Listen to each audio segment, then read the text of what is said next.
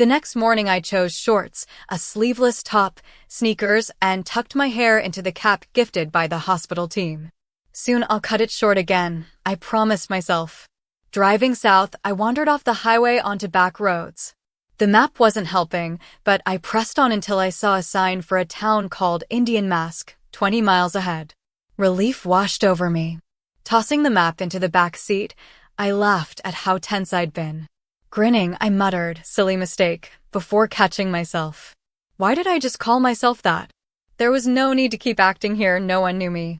Country music played softly on the radio as I drove past open fields and riverside willows. For a brief moment, the world felt peaceful. Then the road curved and my heart lurched. A pickup truck lay tipped on its side across the road, its trailer twisted, the boat smashed. The accident looked recent. A man stumbled toward me, waving both arms. Even at a distance I saw he was hurt, his face pale, injuries visible. I pulled over, grabbed my medical bag, and ran. "My daughter's hurt," he cried desperately. "I'm a doctor," I assured him quickly. "Where is she?" He blinked at me, startled. "Do you want proof? Or do you want me to help your daughter?" I said sharply. Inside the cab, a girl about 8 or 9 sat clutching her arm, her face pale. "Hello," I said gently, climbing in. "What's your name?" "Lou," she whispered. "Short for Louise?" I asked, examining her leg. A serious cut, but manageable with stitches. "Yes. You'll be okay, Lou," I promised, brushing her hair aside. "I'm going to secure your arm so we can move you. It may hurt a little, but you're brave, right?" She nodded faintly. "What's your name?" "Jackie," I replied, preparing bandages. "Short for Jacqueline." Her eyes fluttered. "Don't close your eyes, Lou," I said firmly. "Stay with me. Look at me." She obeyed. I worked quickly, securing her arm. She winced, but managed a weak smile. "You're tough, Lou," I praised. "I'm going to call you Tough Lou from now on." Her father appeared at the window, anxious. "Is she going to be all right?" "She'll need stitches, but she'll be fine," I said, climbing out. "Now let me check you." He gave a rueful laugh. "Everything hurts." "You'll live," I said with a smile. "Can you drive my car?" He nodded. "Good. We'll get Lou into the back seat, and you drive us to the nearest clinic." "There's one in Indian Mask," he said, "but..." "That'll do," I cut in. Lou was brave as we lifted her, and soon her father was speeding down the dusty road. "Does your dad always drive this fast?" I teased loudly. "No," Lou said with a small smile. A cow ran in front of us. He swerved. That kept her talking until the town came into view, small, quaint, almost like a movie set. We pulled up to a large house with a sign, "Dr. William Johnson." "Bring her in," I instructed. "I'll find the doctor." Inside, I rang the bell at the empty reception desk. A kind woman appeared. "Can I help you?" "There's been an accident, a girl with a broken arm and a cut leg." "Is the doctor here?" Lou's father carried her in. Lou whispered. I told her, "There isn't a doctor." "What?" I frowned. "The nearest is 65 miles away," the woman explained gently. "Dr. Johnson passed away months ago." Lou whimpered. "It hurts, Jackie." "I know, sweetheart." I turned back to the woman. "Is the surgery still here?" "I'm a doctor." She blinked in surprise. "Yes, it's untouched." The town kept it ready, waiting for a new doctor. I sighed, took off my cap, and twisted my hair into a quick bun. "May I use the surgery to set her arm?" She studied me. "You're certain you're a doctor?" "She's good, Eleanor," Lou's father urged. "Lou's in pain." "Okay," Eleanor agreed. "Through there." I scrubbed in and Eleanor appeared in a smock, ready to assist. She watched closely as I aligned the arm and prepared the cast. I asked her to finish the wrap and place a sling while I closed the leg wound. With local anesthetic, Lou still grimaced, but she was brave. I kept up gentle chatter and silly jokes. She managed a few giggles, and even Eleanor smiled. "There you go, Angel," I said warmly. "Now I'll check your dad, the hero cowdodger." Lou giggled again. I nodded to Eleanor. "Could you finish the bandage?" "Of course, doctor," she said. "Is she all right?" her father asked immediately. "She will be." "Let me look you over, then you can see her." "Thank goodness," he exhaled. Scott Carson, he said as I cleaned a cut. Thank you for helping us. Almost done, I said, placing a support strip across the bridge of his nose. That's about all we can do for now.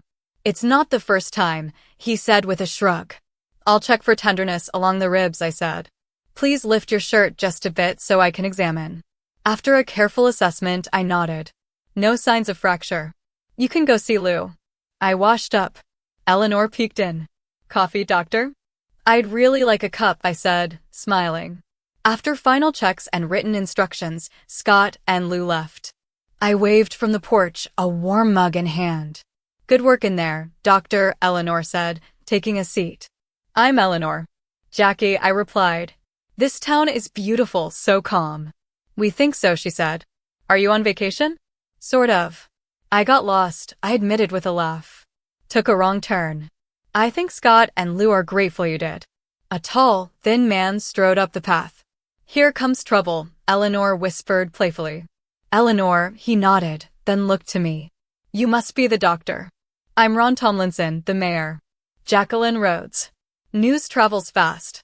You bet it does, Eleanor said. Staying long in Indian Mask, Dr. Rhodes? Ron asked. I suddenly noticed I was still in shorts and his gaze kept drifting. Probably just tonight, if there's a motel? There is, he said, but you're welcome to stay here. The city owns this house and the surgery. It's vacant until we find a new doctor. Consider it our thanks. I'm not sure. Why not, Jackie? Eleanor encouraged. It's clean and comfortable and empty. I shrugged. All right. Thank you. Great. Ron beamed, then headed off. Eleanor showed me the bedroom, kitchen, and bath. Cooking tonight? Probably not.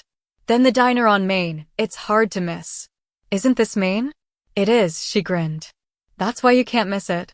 I'll stop by in the morning. After a long soak, I changed into jeans, a sleeveless top, and sandals, did my makeup lightly, let my hair down, and walked toward the diner as jasmine scented the air. A woman watered her garden. A ginger cat perched on the fence. Good evening, doctor, she called. Hello, I said, surprised. News really does travel. Welcome to Indian Mask. I'm Rhoda Simpson, my husband runs the gas station, she said, stepping closer. Doctor, I know you're passing through, but Jim's cut looks irritated. He won't take time to go to the county clinic. Could you take a look? Have him come by first thing in the morning, I said with a smile. I'll see him before I head out. The diner buzzed with conversation until the bell over the door jingled and the room fell briefly quiet. Dr. Rhodes. Ron hurried over, grinning. Welcome. He introduced me to so many people I quickly lost track. Are you really a doctor? Asked a big man in a sweat-marked uniform, the sheriff, clearly. Are you really the sheriff? I countered. Laughter broke the tension. He flashed his ID. Sheriff John Hopkins. I found my license in my purse and showed him. He read it, then grinned. Guess you're a doctor. Good, otherwise you'd arrest me for setting arms, I joked. You look young, someone called. Keep it down, Donnie, another voice teased. Scott met her first. More laughter. A thin woman swept in, all efficiency. I'm Alice. This is my place. Ignore them and sit. What can I get you? Steak? Or a lighter grilled fish, caught this afternoon. The fish sounds perfect. Thank you, Alice. The room returned to its gentle buzz, kitchen aromas, clinking glasses, soft laughter. For the first time in months, I felt relaxed. After so long pretending to be someone else at the complex, it was a relief to simply be. No one intruded, though I felt the occasional glance. Alice chatted briefly. Ron stopped by at the end and asked if he could visit tomorrow to discuss an idea. I told him it was probably a waste of time. I planned to leave, but he insisted. Okay, I said. But I'm leaving tomorrow. That night I called Brenda, told her everything. She listened, asked a few questions, then, teasingly, is Scott nice? I considered. Maybe. He's married. His daughter's wonderful, though. Call me soon, Brenda said. We all miss you. I miss you too. Part 5, Indian Mask. I woke to the smell of coffee and eggs. Remembering I'd promised to see the gas station owner before heading out, I chose jeans, a dark blue top, and sneakers over shorts for the drive. Halfway through doing my hair and makeup, I realized what I was doing and shrugged. May as well finish. Eleanor was at the stove. "Good morning," I said. "You didn't have to do that. I used to make breakfast for Doc Johnson. It's nice to do it again." "You talked me into it," I smiled, taking a bite. "Mrs. Simpson asked me to see her husband before I go." "I know," Eleanor said with a sly grin. "He's in the waiting room." "Already?" "He's not a fan of doctor visits," she said. "Rhoda must have persuaded him." I laughed and finished my coffee, then peeked into the waiting room and froze. It was packed. "What's happening?" I whispered, easing back into the kitchen. "Why are there so many people?" "They want to see a doctor," Eleanor said simply. "Is this a setup?" "Ron's idea." "Jackie," Eleanor said gently, resting a hand on my shoulder. "Indian Mask hasn't had a doctor for over 5 months. Word got out that you were seeing Jim, so everyone came." She nodded. "Are you in a rush? If not, maybe you could at least see the urgent cases before you go." Part of me wanted to say no, I'm leaving. Take care of yourselves. But then I remembered the smiles at the diner, the sense of calm I'd felt, and the hope in the eyes of the people waiting outside. I gave in with a soft laugh. "And I suppose they're all urgent?" "Could be," Eleanor said with a grin. Strangely, I didn't want to disappoint her. And really, what did it matter if I delayed my trip? Where was I going anyway? I shook my head. "You sticking around?" "I wouldn't miss this," Eleanor said, handing me a file. "Somebody has to keep the notes and collect the fees. Here, doctor, your first patient." Grinning, I stepped into the waiting room. Conversations hushed and all eyes turned toward me. "Good morning. I'm Jackie Rhodes, and I'll be seeing you before I leave." Faces broke into smiles. I glanced at the file. Jim Simpson.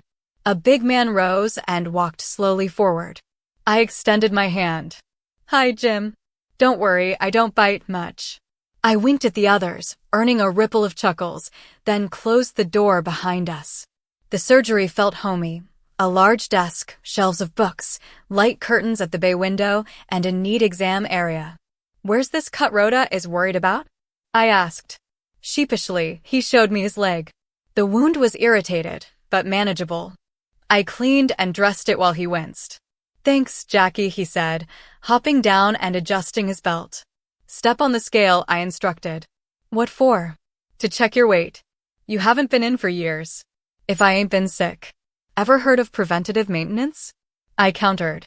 "Don't you tell folks to service their trucks regularly?" He chuckled reluctantly. "More important to service yourself, Jim. Now tell me your weight."